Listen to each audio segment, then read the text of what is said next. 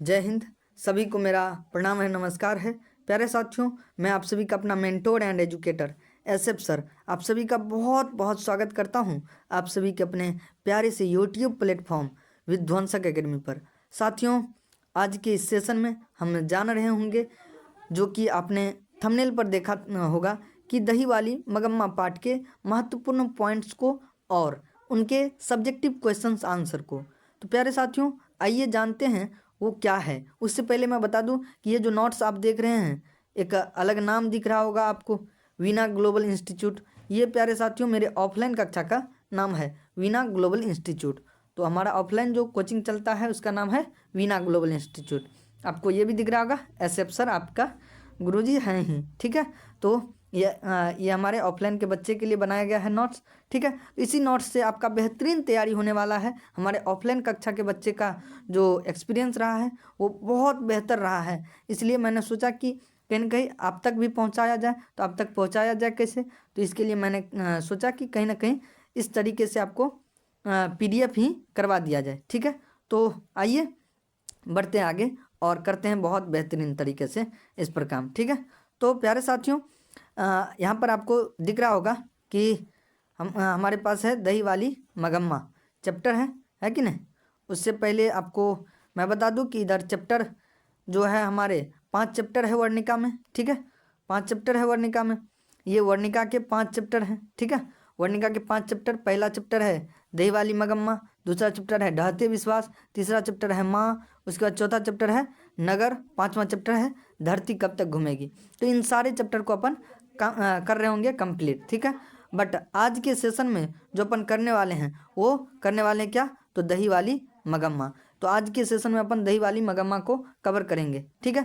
तो आ जाइए, बहुत ही शानदार होने वाला सेशन, इसीलिए इस सेशन को लाइक कर दीजिए, चैनल को सब्सक्राइब कर दीजिए और जितना से जितना और ज़्यादा हो सके तो शेयर कर दीजिए अपने दोस्तों में, अपने भाइयों में, ठीक है। तो आइए आगे बढ़ते हैं। आपको यहाँ पर दिख जाएगा महत्वपूर्ण पॉइंट्स, ठीक है साथियों। तो आपको यहाँ पर महत्वपूर्ण बिंदु दिख रहा होगा, ठीक है।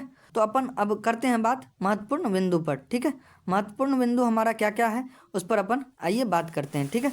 तो हमारा पहला जो महत्वपूर्ण बिंदु है वो है कि इस कहानी के कथाकार श्रीनिवास जी हैं। तो आपसे पूछा जाएगा कि इस कहानी के कथाकार कौन है, तो श्रीनिवास जी हैं। कौन है, तो इस कहानी के कथाकार श्रीनिवास जी हैं, ठीक है। तो आपको ये पता चल गया, ठीक है। दूसरा है हमारा मेरे भाई कि श्रीनिवास का जन्म 6 जून 1891 ईस्वी को हुआ था। आपको पूछा जा सकता है कि श्रीनिवास जी जो है मगम्मा पाठ के लेखक श्रीनिवास जी, उसका जन्म कब हुआ था, तो 6 जून 1891 ईस्वी को, ठीक है। तो मेरे प्यारे साथियों, श्रीनिवास जी का जन्म कब हुआ था, 6 जून 1891 ईस्वी को, ठीक है। ये भी आपको पता चल गया, ठीक है। आगे चलिए, आगे दिया हुआ है कि श्रीनिवास का जन्म कर्नाटक के कोलार जिला में हुआ था। तो आपसे पूछा जा सकता है कि श्रीनिवास का जन्म कहाँ हुआ था, तो कर्नाटक के कोलार जिला में हुआ था, ठीक है प्यारे साथियों। आगे बढ़ते हैं। आगे है कि इस कहानी के अनुवादक B.R. नारायण है। आगे अगला पॉइंट है, इस कहानी के लेखक जो है वो अनुवादक जो है वो कौन है, तो B.R. नारायण है। इस कहानी के जो अनुवादक हैं वो कौन है, B.R. नारायण है, ठीक है प्यारे साथियों। उसके बाद आपसे पूछा जा सकता है कि श्रीनिवास का पूरा नाम क्या था, ठीक है। तो इसका आंसर होगा, श्रीनिवास जी का जो पूरा नाम था क्या, प्यारे साथियों, श्रीनिवास जी का जो पूरा नाम था, क्या पूरा नाम, वो क्या है, मास्ती वेंकटेश अयंगार, ठीक है। तो आपको यहाँ पर दिख रहा होगा ये, ठीक है। तो श्रीनिवास जी का पूरा नाम क्या है, तो मास्ती वेंकटेश अयंगार, ठीक है। आपको ये चीज़ें हमने दर्शा दिया, ठीक है। तो मास्ती वेंकटेश अयंगार, ठीक है। अगला पॉइंट हमारा हो जाएगा प्यारे साथियों, अगला पॉइंट कि मगम्मा दही बेचने बेंगलुरु जाती थी। मगम्मा, आपसे पूछा जा सकता है कि मगम्मा दही बेचने कहाँ जाती थी, तो बेंगलुरु जाती थी। कहाँ जाती थी प्यारे साथियों, बेंगलुरु जाती थी। मगम्मा दही बेचने कहाँ जाती थी, बेंगलुरु जाती थी, ठीक है। आइए अब आगे बढ़ते हैं, ठीक है। आगे है कि मगम्मा का गांव कहाँ था, तो मगम्मा का गांव अवलूर के पास था। आपसे पूछा जा सकता है कि मगम्मा का गांव कहाँ था, तो मगम्मा का गांव अवलूर के पास था, ठीक है। आपको ये दिख गया होगा कि मगम्मा का गांव कहाँ था, तो अवलूर के पास था। मगम्मा का गांव कहाँ था, तो अवलूर के पास था, ठीक है। अबलूर के पास था। मगम्मा का गांव कहाँ था? अबलूर के पास था। अब आगे आपसे पूछा जा सकता है प्यारे साथियों कि मगम्मा के बहू का नाम क्या था? तो मगम्मा के बहू का नाम प्यारे साथियों नजम्मा था। क्या? नजम्मा। आपको ये बढ़िया से मैं हाईलाइट कर दूं, मगम्मा के बहू का नाम क्या था? तो नजम्मा था। मगम्मा के बहू का नाम क्या था? तो नजम्मा था। ठीक है प्यारे साथियों, अगला है हमारा कि मगम्मा के गांव के जुआरी का नाम क्या था? तो रगम्पा था। मगम्मा के गांव के जुआरी लड़के का नाम क्या था? तो रगम्पा था मेरे प्यारे साथियों। ठीक है, अगला आपसे पूछा जा सकता है, क्या पूछा जा सकता है कि मगम्मा के गांव के रास्ते में जो कुआं है उसका नाम क्या है? ठीक है, तो मगम्मा के गांव के रास्ते में जो कुआं है, रास्ते के कुएं का नाम क्या है? अमराई का कुआं। क्या है मेरे प्यारे साथियों? अमराई का कुआं है। ठीक है, उसके बाद आपसे पूछा जा सकता है कि मगम्मा मगम्मा के मखमल के ब्लाउज की कीमत कितनी थी? तो आपका सही आंसर जो होगा, या आप जवाब देंगे कि मगम्मा के मखमल के ब्लाउज की कीमत कितनी थी? तो 8 रुपये थी। कितनी थी मेरे प्यारे साथियों? तो मगम्मा के मखमल के ब्लाउज की कीमत 8 रुपये थी। ठीक है प्यारे साथियों, अगला क्वेश्चन, अब अगला जो हमारा मेन पॉइंट्स है और महत्वपूर्ण, सबसे महत्वपूर्ण, कि मगम्मा ने अपनी बहू नजम्मा से क्या कहा? तो आपका जो यहाँ पर आंसर होगा कि मगम्मा ने अपनी बहू नजम्मा से कहा कि क्यों री राक्षसी बच्चे को मार डालेगी। यहाँ पर आपको मैं ये हाईलाइट कर दे रहा हूँ। ठीक है, तो मगम्मा ने अपनी बहू नजम्मा से क्या कहा कि कि क्यों री राक्षसी बच्चे को मार डालेगी क्या? तो प्यारे साथियों, ये रहा हमारा मेन पॉइंट्स। ठीक है, अब आपको बहुत अच्छे से ये समझ में आ गया होगा। इसको 1-2 बार देख लोगे तो सारा महत्वपूर्ण पॉइंट्स आ जाएगा। और ये वो महत्वपूर्ण पॉइंट्स है मेरे प्यारे साथियों जो कि आपके बोर्ड एग्जाम में सीधे आपको देखने को मिलता है। ठीक है, और एक चीज़ और मेरे प्यारे साथियों, अगर आपको पूछा जाए कि ये मगम्मा कहानी जो है, क्या मगम्मा कहानी ये कौन सा कहानी है? ठीक है, या किस भाषा का कहानी है? तो मेरे प्यारे साथियों, मैं आपको बता दूं कि ये मगम्मा कहानी जो है ये कन्नड़ कहानी है। क्या? कन्नड़ कहानी है। क्या? कन्नड़ कहानी,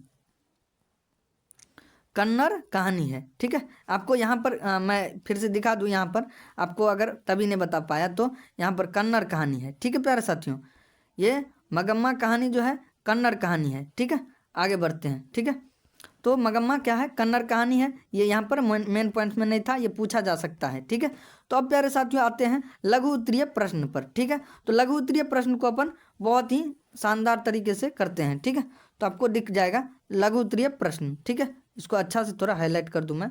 हाँ, अब चलते हैं अपन लघु उत्तरीय प्रश्न उत्तर पर। ठीक है प्यारे साथियों, तो आपको यहाँ पर दिख जाएगा।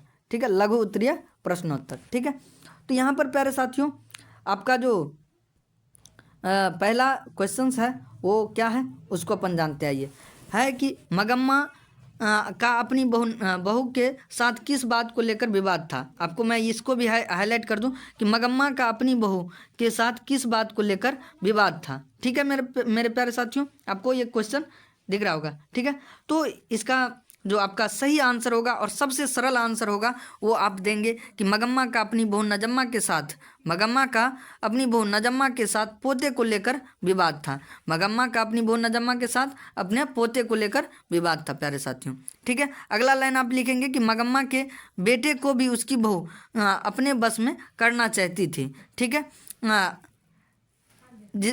इसलिए दोनों में क्या है तो हमेशा विवाद होता रहता था। तो प्यारे साथियों, आजकल का यही रीत है कि जब एक बेटा का शादी नहीं हुआ रहता है तब उस पर पूर्ण रूप से माँ का अधिकार होता है, पर जब शादी हो जाता है तो बहू उस पर अपना धौंस जमाने लगती है। तो उसी पर ये बात चल रहा है और ऐसा ही इस कहानी में हुआ है।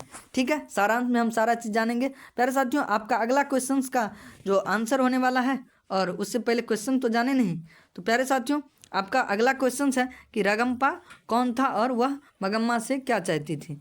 ठीक है मेरे प्यारे साथियों, इसको थोड़ा सा ये दिक्कत आ गया। ठीक है, तो आपको मैं बता दूं कि अगला जो है आपका क्या, रगम्पा कौन था और मगम्मा से वह क्या चाहता था। ठीक है, तो आपको मैं हाईलाइट कर दूं कि रगम्पा कौन था और वह मगम्मा से क्या चाहता था। ठीक है, तो इसका जो आप सही आंसर देंगे प्यारे साथियों, वो यहाँ पर आपको उत्तर में बहुत ही अच्छे से और बहुत ही कम लाइनों में लिख रखा है हमने। ठीक है, तो आप इस चीज़ को देखिएगा, ठीक है। और आपको ऐसे ही लिखना है बेहतरीन तरीके से। तो रगम्पा कौन था और मगम्मा से वो क्या चाहता था, तो आपको आंसर में लिखना है कि रगम्पा मगम्मा के गांव का एक जुआरी व्यक्ति था। क्या था? जुआरी व्यक्ति था रगम्पा। कौन? रगम्पा, जो कुछ पैसे कर्ज मांगने के लिए मगम्मा के पीछे पड़ा रहता था। प्यारे साथियों, उसके बाद यहाँ पर एक लाइन ऐड नहीं किया गया है कि जब मगम्मा दही बेचने कहाँ जाती थी? अबलूर। कहाँ जाती थी?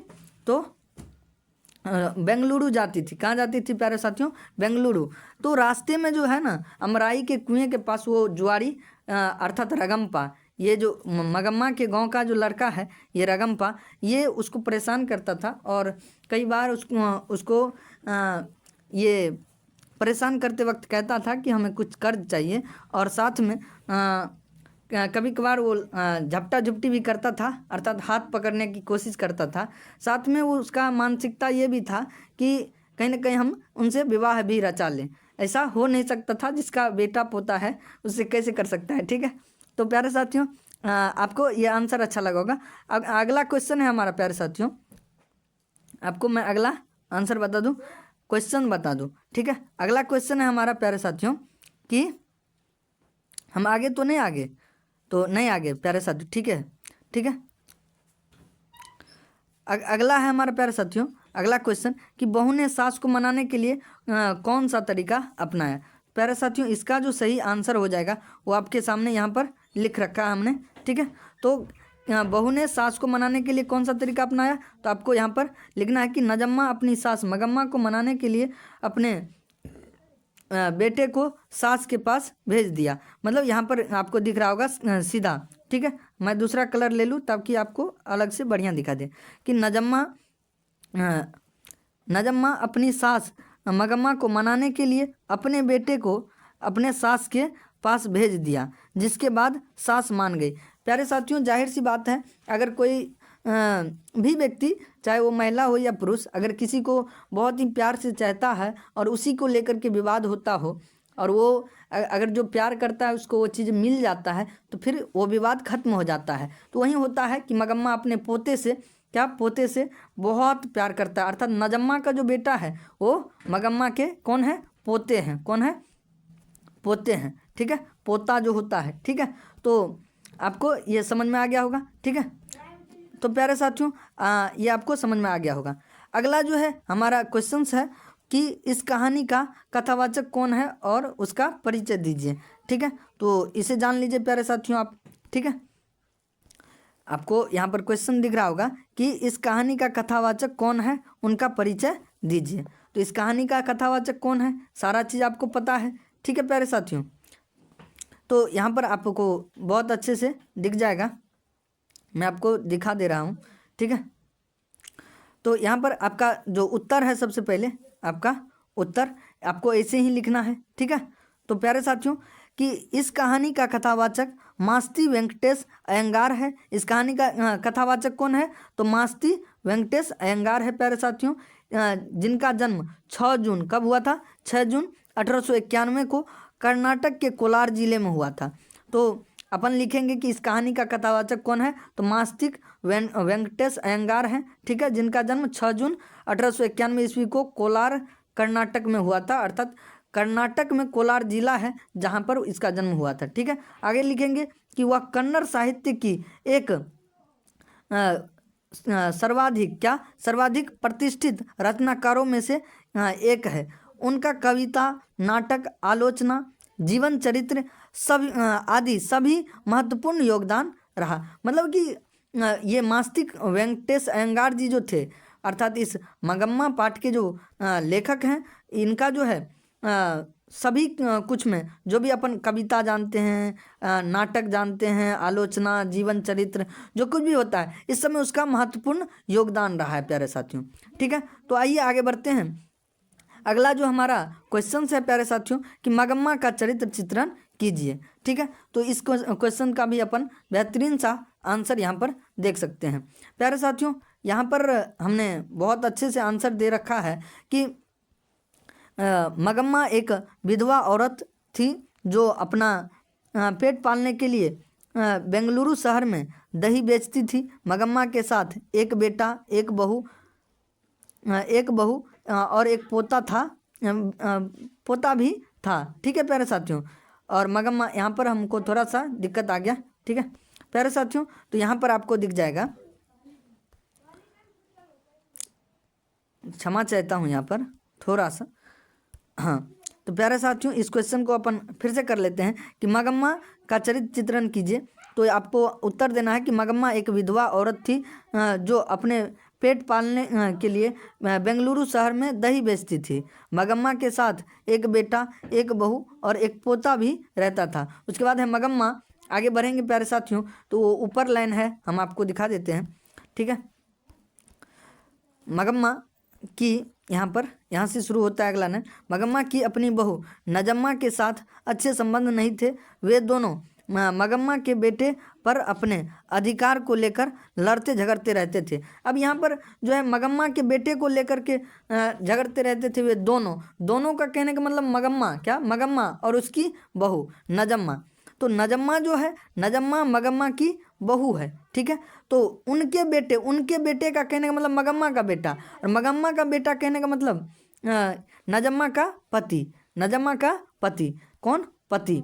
ठीक है प्यारे साथियों, तो उसके लेकर के इस दोनों में विवाद चलता रहता था कि भाई साहब ऐसा है कि मतलब कि जो भी घर में संबंध होता है उसके बीच में चलते रहता था कि हम अलगे रहेंगे, अपन पति के साथ रहेंगे, अपन पोता को अलग रखेंगे खाना। कई बार ये अभी चरित्र चित्रण वाले में पता चल जाएगा। ठीक है, तो उसके लिए क्या करता था, तो अपना लड़ता झगड़ता रहता था। ठीक है, लड़ता झगड़ता रहता था। ठीक है, तो आपको यहाँ पर दिख रहा है अधिकार को लेकर के लड़ता झगड़ता रहता था। ठीक है प्यारे साथियों, आगे जब बढ़ेंगे तो आपको यहाँ पर इस कहानी का बहुत ही बेहतर सा क्या मिल जाएगा, तो सारांश मिल जाएगा। तो उसको अपन जान लेते हैं बहुत अच्छे तरीके से।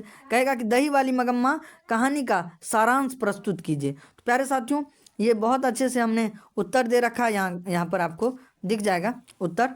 ठीक है, तो आइए इसे भी जान लेते हैं, क्यों ना जाने हैं इसको। ठीक है, तो प्यारे साथियों बहुत अच्छा आंसर है। ठीक है, आप लोग इसको देख लो। ठीक है, तो यहाँ पर हमने लिख रखा है कि यह कहानी एक विधवा औरत मगम्मा की है। यह कहानी किसका है? एक विधवा औरत मगम्मा की है, जो अपना जीवन यापन करने के लिए अपने गांव से 3 मील दूर दही बेचने जाती है। इस कहानी की मुख्य पात्रा मगम्मा का एक बेटा, एक बहू और एक पोता है। ठीक है, मगम्मा दही बेचकर जो भी पैसा कमाती है उसका उपयोग घर के कार्यों में करती है, परंतु एक दिन उसकी बहू नजम्मा के साथ उसका विवाद हो जाता है, जिसके कारण मगम्मा अलग खाना बनाकर खाती है। इस कहानी में अक्सर घरों में होने वाले घटनाओं को दर्शाया गया है कि जब तक बेटे की शादी नहीं होती है तब तक माँ की बात मानता है, लेकिन शादी के बाद बेटे पर बहू का कब्जा हो जाता है। प्यारे साथियों, बात सही है कि क्या होता है ना कि जब तक, आपको मैंने शुरुआत में भी बताया कि शादी जब तक एक बेटे का नहीं हुआ रहता है तब तक वो माँ का हर कहा मानता है और हर चीज़ जो है माँ के डिसीजन के अनुसार होता है। बट जब शादी हो जाता है तब क्या होता है, तो उस पर बहू का अधिकार हो जाता है। तो एक गांव का जो रीति रिवाज है उस पर ये मास्टर अयंकार जी ने लिखा है। तो ये बहुत ही अच्छा कहानी है। ठीक है, तो इस पर हमने प्रकाश डाला है और आपको एक एक उत्तर बताया है। ठीक है प्यारे साथियों, मैं आपको बता दूं कि अगर ये PDF आपको चाहिए तो मैंने एक वीडियो में बता भी रखा है कि आपको अगर ये हमारा सारे सब्जेक्ट का नोट्स चाहिए तो ओनली 99 रुपये में अभी ऑफर चल रहा है आपके एग्ज़ाम से पहले तक। ठीक है, तो आपको सारे नोट्स उपलब्ध करवा दिए जाएंगे। व्हाट्सएप एक मेरा प्राइवेट ग्रुप है, या फिर आपको प्राइवेटली आपको जो है व्हाट्सएप कर दिया जाएगा। आपको 99 रुपये पे करने हैं। मोबाइल नंबर है प्यारे साथियों, आपको स्क्रीन पर भी दिख जाएगा। ठीक है, वैसे है 75 45 90 97 69। ठीक है, तो ये हमारा मोबाइल नंबर है। ठीक है, आपको इसी पर कॉल करना है और मैसेज करना है। ठीक है, अगर आपको नोट्स चाहिए सारे सब्जेक्ट का आपको मिल जाएगा। आपको जो कुछ भी है SST हो गया, मैथ्स हो गया,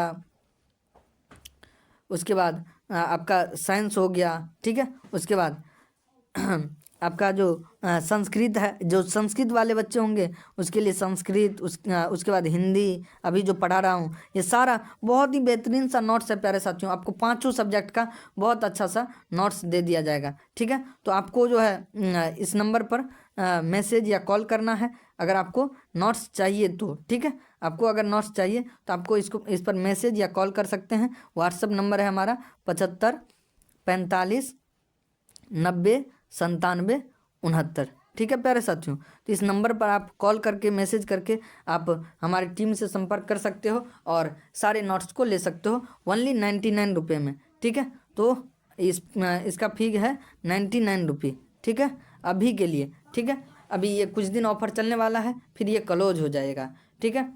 तो प्यारे साथियों अभी मौका है, आप ये सारा नोट्स लेकर के पढ़ सकते हैं। तो आज के इस वीडियो में जो अपन कवर किए वो दही वाली मगम्मा पाठ का पूरा क्वेश्चन आंसर किए और मेन पॉइंट्स किए प्यारे साथियों। उसके बाद अगला चैप्टर है ढहते विश्वास, इसको भी अपन नेक्स्ट वीडियो में कवर कर रहे होंगे, ठीक है प्यारे साथियों।